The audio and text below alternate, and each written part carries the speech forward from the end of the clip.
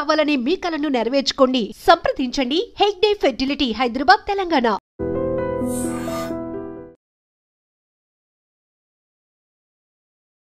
భూకంపం ఈ మాట వింటేనే భయపడిపోయే సిచ్యువేషన్కి వచ్చినాం. ఎందుకంటే మొన్న మయన్మార్లో జరిగిన ఇన్సిడెంట్ని ఎవరు మర్చిపోలేదు. మయన్మార్ ఒక్కటే కాదు, ఆ తర్వాత ఈ భూకంపం డెఫినెట్లీ ఇంకో ప్రాంతాన్ని హిట్ చేయబోతోంది. దీనికంటే చాలా ఎక్కువగా తీవ్రతతోని మరో పెద్ద భూకంపం రాబోతోంది అని శాస్త్రవేత్తలే చెప్తున్న సిచ్యువేషన్ అయితే కనిపిస్తోంది. సో మయన్మార్లో సంభవించిన భూకంపం ప్రజల్ని భయాందోళనకు గురి చేసింది. మనందరికీ తెలిసిందే. ఇగో ఇట్లా మొత్తం షేక్ చేసిన పరిస్థితి. ఈ వీడియో అయితే చాలా వైరల్గా మారిపోయింది. ఇది యాక్చువల్లీ ఒక హాస్పిటల్లో చిన్న పిల్లలు, అప్పుడే పుట్టిన పిల్లలు, నర్సెస్ ఎట్లా కాపాడుతున్నారు భూకంపం వచ్చినా ప్రాణాలకు తెగించి అనేది ఈ వీడియో. నిజంగా హ్యాట్స్ ఆఫ్ వీళ్ళందరికీ కూడా. సో ఇది ఇప్పటికే వేలాది మంది ప్రాణాలని బలి తీసుకుంది. మరికొందరు తీవ్రంగా గాయపడి బాధపడుతున్నారు. ఈ భూకంప తీవ్రత రెక్టర్ స్కేల్ మీద 7.7గా నమోదైంది. రికార్డుల ప్రకారం తీవ్రత పరంగా అతిపెద్ద భూకంపమే ఇది. 1960లో చిలీలోని వాల్దివియాలో సంభవించింది ఇట్లాంటిదే. కానీ ఈ భూకంపం అక్కడితో ఆగదని శాస్త్రవేత్తలు హెచ్చరిస్తున్నారు. రాత్రి నిశ్శబ్దంలో భూమి అకస్మాత్తుగా పేలిపోయి అన్నిటినీ నాశనం చేస్తుందని అంటున్నారు. హిమాలయాల్లో మరో వినాశకరమైన భూకంపం సంభవించొచ్చు.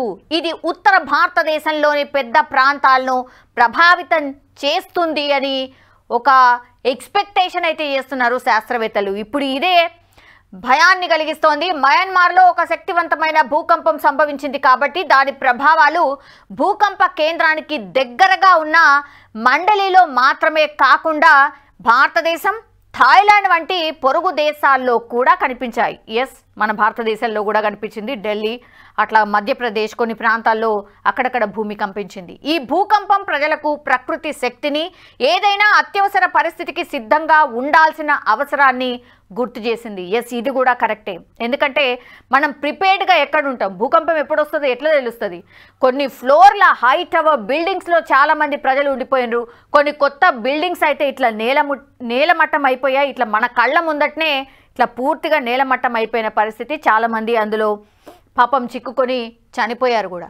సో ప్రపంచవ్యాప్తంగా భారతదేశంతో సహా అనేక దేశాలు జనవరి నుంచి భూకంపాలను చూస్తూనే ఉన్నాయి. ఢిల్లీ కావచ్చు, బీహార్ కావచ్చు, పశ్చిమ బెంగాల్, అస్సాం రాష్ట్రాల్లో భూకంప ప్రకంపనలు సంభవిస్తూనే ఉన్నాయి. ఇది కాకుండా ఆసియా, అమెరికా, ఇతర ఖండాల్లో కూడా వివిధ దేశాల్లో భూకంపాలు వచ్చాయి. ఇప్పుడు మయన్మార్తో సహా భారతదేశంలో మళ్ళీ భూకంపాలు వచ్చినాయి. అందుకే ఇప్పుడు భూకంపం గురించి చాలా చర్చలు జరుగుతున్నాయి. బాబా వెంగ అంచనాలు నిజమవుతున్నాయని కూడా చాలామంది ఆందోళన చెందుతున్నారు. ఎస్, వీళ్ళు చెప్పినటువంటిది కొన్ని నిజమయ్యాయి కాబట్టే మళ్ళీ ఒక చర్చనైతే మొదలైన పరిస్థితి. డిసెంబర్ 26, 2004న హిందూ మహాసముద్రంలో సంభవించిన భూకంపం భారీ సునామీ తరంగాలను సృష్టించి భారతదేశంతో సహా అనేక దేశాల్లో 2 లక్షల మందికి పైగా చనిపోయారు 2004లో. ఈ భూకంపం తీవ్రత రెక్టర్ స్కేల్ మీద 9.2, 9.3 మధ్య ఉండింది. ఇది 21వ శతాబ్దంలో అత్యంత వినాశకరమైన భూకంపంగా పరిణమించబడింది ఇప్పటి వరకు. సో అతిపెద్ద భూకంపం వస్తోంది. కానీ ఎప్పుడు? ఎగైన్ హెచ్చరిక వస్తోంది. అతిపెద్ద భూకంపం సంభవించబోతోంది. అది ఎప్పుడు అనే చర్చ ఇప్పుడు స్టార్ట్ అయింది.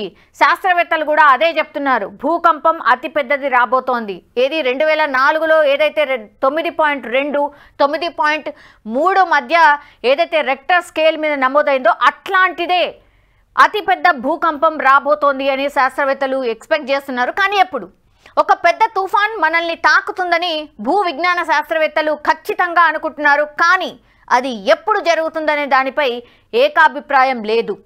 ఒరెగాన్ స్టేట్ యూనివర్సిటీకి చెందిన క్రిస్ గోల్డ్ఫింగర్, అతని సహచరులు 2060 నాటికి ఈ ప్రమాద ప్రాంతాల్లో వినాశకరమైన భూకంపం సంభవించే అవకాశం ఉంది. అది 37% దీని ప్రాబబిలిటీ ఉంది అని హెచ్చరిస్తున్నారు. హిమాలయాల్లో మరింత వినాశకరమైన భూకంపం తాకొచ్చు అని కూడా ఎక్స్పెక్ట్ చేస్తున్నారు. దీని ప్రభావంతో చండీగఢ్, ఢిల్లీ వంటి జనసాంద్రత కలిగిన నగరాలు, పొరుగున ఉన్న నేపాల్తో సహా ఉత్తర భారతదేశంలోని పెద్ద ప్రాంతాలపై పడొచ్చు అని ఎక్స్పెక్ట్ చేస్తూ ఉన్నారు.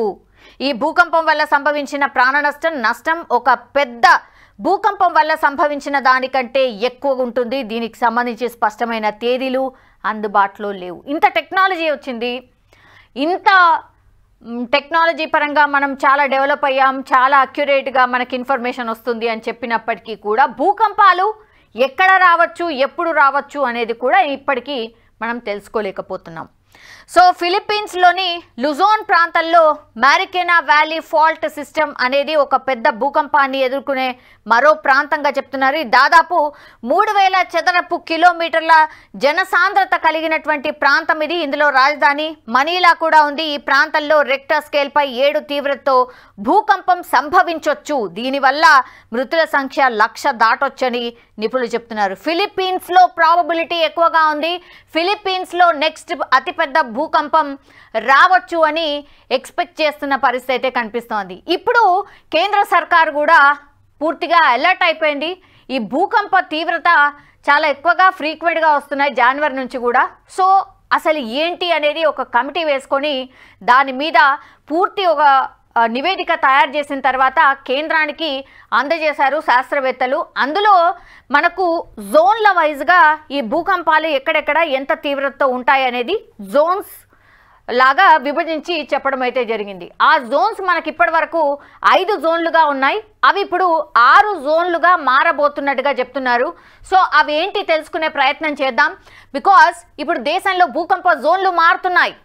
ప్రస్తుతం 5 జోన్లుగా ఉండే వాటి సంఖ్య 6కు పెరగబోతోంది. 1962లో తొలిసారి జియోలాజికల్ సర్వే ఆఫ్ ఇండియా 5 జోన్లను ఏర్పాటు చేసింది. భారత ప్రమాణాల బ్యూరో BIS 1970, 1984లో కొన్ని మార్పులు చేసి జోన్ల పరిధిలోని ప్రాంతాల్ని మార్చింది. 2002లో IS 1893, 2002 పేరుతో వాటిని అభివృద్ధి చేసింది. అప్పటి నుంచి భూమి లోపల ఫలకాల కదలికలో వేగం పెరుగుతూ ఎన్నో మార్పులు జరిగినాయి.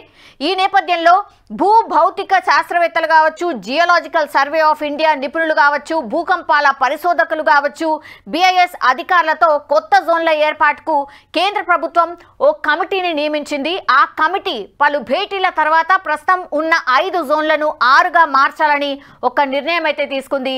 ఇది ఎప్పటి నుంచి ఇంప్లిమెంట్ అవుతుందంటే 2 నెలల్లోనే కొత్త జోన్లను కేంద్ర సర్కార్ ప్రకటించబోతోంది. సో ప్రస్తుతం ఉన్నటువంటి జోన్లు రోమన్ నంబర్స్లో ఉన్నాయి.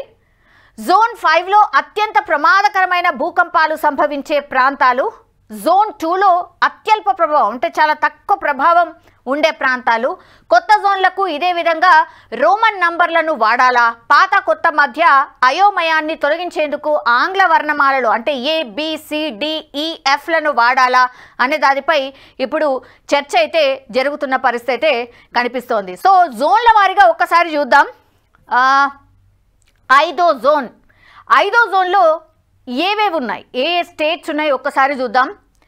5వ జోన్, పాత 5వ జోన్లో భూగర్భ ఫలకాల యాక్సిలరేషన్ 0.36Gగా ఉండేది. కొత్త జోన్ 5లో ఈ వేగం 0.333Gగా ఉన్నట్టు సమాచారం. దిగువ హిమాలయ ప్రాంతాల్లోని గంగా మైదానాలు కొంతవరకు 5వ జోన్లోకి వస్తాయి. ఇక్కడ కూడా రివర్స్ స్ట్రైట్ స్లిప్ ఫాల్స్ ఉన్న వాటి యాక్సిలరేషన్ తక్కువగా ఉంటుంది. రాజస్థాన్, పంజాబ్, ఢిల్లీ, ఉత్తరప్రదేశ్, బీహార్, పశ్చిమ బెంగాల్, గుజరాత్ రాష్ట్రాల్లోని కొన్ని ప్రాంతాల్లో ఈ జోన్లు ఉంటాయి. 0.233 గ్రావిటీ ఉండే ప్రాంతాలను జోన్ 4లో చేర్చారు. ఇక్కడ భూకంపాలు వచ్చినా కూడా తీవ్రత తక్కువగా ఉంటుంది. ఈ జాబితాలో న్యూఢిల్లీ, NCR ఢిల్లీ, పాట్నా, కోల్కతా నగరాలు ఉన్నాయి. జోన్ 3లో ఏమున్నాయి? జోన్ 3లో లక్నో, పాట్నాలోని కొన్ని ప్రాంతాలు, రాంచీ, భువనేశ్వర్, డామన్, ముంబై, ఏపీలోని అమరావతి, చెన్నై, పుదుచ్చేరి ఉన్నాయి. ఈ ప్రాంతాల్లో భూకంపాల తీవ్రత తక్కువగా ఉంటుందని నిపుణులు చెప్తున్నారు. ఆంధ్రప్రదేశ్లోని కోస్తాంధ్ర ప్రాంతాలు, తెలంగాణలోని భద్రాచలం, తమిళనాడులోని థేని, కేరళలోని శబరిమల, పెరియార్ అడవులు కూడా ఈ జోన్లోనే ఉన్నాయి. అంటే కొంత తక్కువగా ఎఫెక్ట్ అయ్యే ప్రాంతాలన్నమాట ఇవన్నీ కూడా. జోన్ 2లో తెలంగాణ ఉంది. మన తెలంగాణ ఎక్కడ ఉంది అంటే జోన్ 2లో ఉంది. తెలంగాణ రాష్ట్రంలో ఒక్క భద్రాచలం మినహా మిగతా ప్రాంతాలన్నీ గత జోన్లో మాదిరిగానే జోన్ 2లో ఉన్నాయి. ఇక్కడ భూగర్భంలో ఫలకం కదలిక కేవలం 0.07 గ్రావిటీతో ఉంటుంది. ఈ కారణంగా పెద్దగా ఆస్తి కానీ ప్రాణ నష్టం ఉండవని శాస్త్రవేత్తలు చెప్తున్నారు. ఆంధ్రప్రదేశ్లోని రాయలసీమ, ఉత్తరాంధ్ర, కర్ణాటకలోని 99% ప్రాంతాలు, కేరళలోని గురువాయూర్ ఈ జోన్లోనే ఉన్నాయి. చాలా తక్కువగా ప్రాణ అండ్ ఆస్తి నష్టం ఉన్నటువంటి ప్రాంతాల్లో ఇవన్నీ కూడా ఉన్నాయి. సో భూకంపం వచ్చినా కూడా పెద్దగా ఎఫెక్ట్ చూపని ప్రాంతాల్లో మన తెలంగాణ అయితే ఉంది. సో ఇట్లా జోన్ల వారీగా ఇవన్నీ విభజించారు కాబట్టి ఇప్పుడు 5 జోన్లుగా ఉన్నటువంటి భూకంప తీవ్రత ఎక్కడెక్కడైతే ఉంటుంది, డేంజర్ జోన్లో ఏవి ఉన్నాయి అనేది ఇప్పటి వరకు 5 జోన్లుగా విభజించుకొని ఇక్కడ ఎఫెక్ట్ ఉండొచ్చు, ఇక్కడ ఎఫెక్ట్ ఉండొచ్చు అనుకున్నారు. ఇప్పుడు దాన్ని 6గా చేయబోతున్నారు. 6 జోన్లుగా విభజించుకొని ఆ తర్వాత భూకంపం సంభవిస్తే మేబీ ఇక్కడ ఎక్కువ ఉండొచ్చు, ఇక్కడ కొంత మైల్డ్గా ఉండొచ్చు. ఇట్లా వాటిని అంచనా వేసుకొని దానికి తగ్గట్టుగా ప్రిపేర్డ్నెస్గా ఇప్పుడు కేంద్ర సర్కార్ ఒక ప్లాన్ అయితే సిద్ధం చేసినట్టుగా కనిపిస్తోంది. సో భూకంపాలు సంభవించే అవకాశం చాలా ఎక్కువ ఉన్నాయి అని చెప్పి శాస్త్రవేత్తలు చెప్తున్న నేపథ్యంలో ఇప్పుడు కేంద్ర సర్కార్ కూడా దానికి సంబంధించే పూర్తిగా ప్రిపేర్డ్నెస్గా ఒక ప్లాన్ ప్రకారం ముందుకు వెళ్ళినట్టుగా మనకైతే అర్థమవుతోంది. 5 జోన్లుగా ఉండే ఇప్పుడు 6 జోన్లుగా చేసి యాక్షన్ ప్లాన్ సిద్ధంగా ఉంచాలి అనేటువంటిది నిపుణుల సలహాతో కేంద్రం కూడా ముందుకు కదిలిన పరిస్థితి అయితే కనిపిస్తోంది. సో భూకంపాలు ఎప్పుడు ఎక్కడ వస్తాయో, ఇంకా కూడా ఎగ్జాక్ట్ ఎక్కడ వస్తుంది అనేది కూడా మనకి ఇంత టెక్నాలజీ అందుబాటులో వచ్చినా తెలుసుకోలేకపోతున్నాం. ఒకవేళ వచ్చినా సరే ఎట్లా ఇంపాక్ట్ అవుతుంది, ఎంత తొందరగా దాని రియాక్షన్ ఉంటుంది, మనం ఎట్లా ప్రిపేర్డ్గా ఉండాలి అనేది కూడా దానికోసమే ఇదంతా కసరత్తు చేసినట్టుగా మనకైతే స్పష్టంగా అర్థమవుతోంది.